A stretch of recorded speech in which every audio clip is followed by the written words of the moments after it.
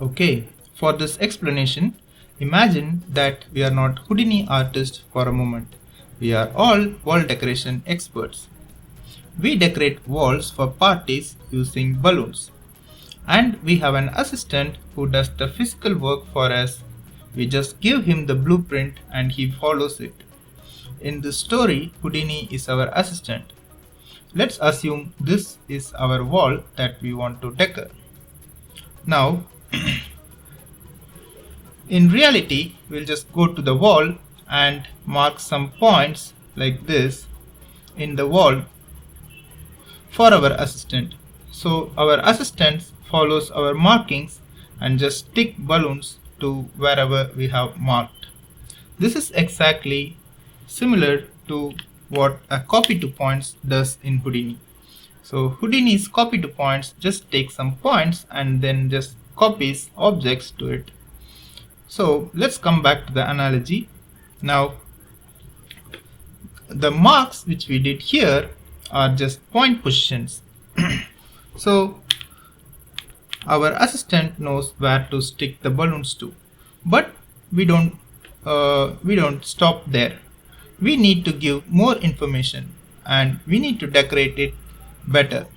So we also need to tell him that which balloon to use and how big it should be, and also we should tell him that which color the balloon. So these are the information that we need to provide for our assistant so that he can follow that instruction. I'll enable the points. So now we have points that our assistant should stick the balloons to, and we need to write some instructions next to the points. So that's what I'm doing here. I have written, hey assistant, use type A of the balloon here and have it in the size of 0.5 and use this color for this balloon. So we do this for each of the balloons and our wall will be filled with numbers and data like this. Okay. Now the assistant has all the information that he needs to decorate the wall correctly, and these pieces of information here are exactly like attributes in Houdini. We store them on points such as color, piece scale, name, etc. Houdini uses them to do the job for us. In this analogy, as you can see, we have written so much in the wall becomes messy. Similarly, in Houdini, we cannot display every attribute as text in the viewport. For that, we have something called geometry spreadsheet. To be clear, let's come back to the analogy once. So instead of writing everything in the wall, we'll just erase everything and we just write a number next to each of the points. So we are just assigning a number to each of the points to refer it later. So here we have written some numbers and also we will be providing a spreadsheet for our assistant to follow. So now the assistant knows that this is point number 1 and he'll check the spreadsheet for point number 1. He knows he needs to put type A balloon here, and he knows that balloon should be in this size and this color, and it goes on forever. He will go to point 8 and he will check point 8 here, and he will assign a type C balloon of this size and this color, and etc. This is exactly what's happening in Houdini as well. Let's jump to Houdini and have a look here. So I have set up something very similar from what we have discussed in the analogy.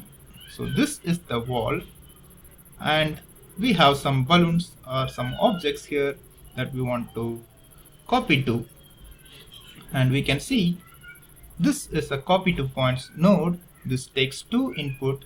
We can compare this node to our assistant again.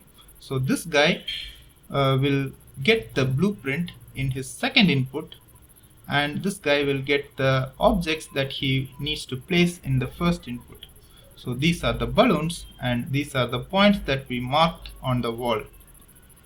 And we can see here, this is a geometry spreadsheet which is very similar to what we have seen here, almost exactly the same. So this contains the data, or this just displays the data which is written on the points. So here these are the points that are in 3D space, which also has attributes, which is the data that we have here, or to be clear, the data that we wrote here. These are all attributes in Houdini.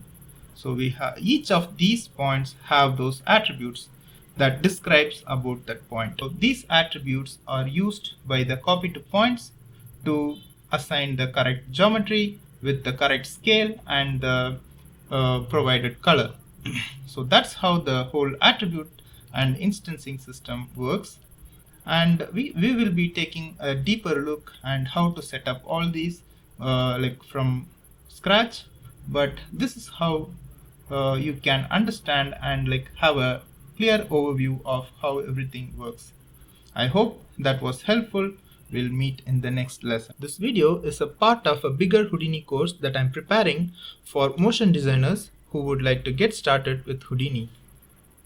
If this chapter helped things finally make sense for you, that's exactly what I'm aiming for throughout the full course. If you want updates on the release and if you want launch offers, go ahead and subscribe and turn on the notifications so you don't miss out when I launch the course. And if you think this video helped you, let me know in the comments. Your feedback really helps me shape the rest of the course. Thanks for watching and I'll see you in the next one.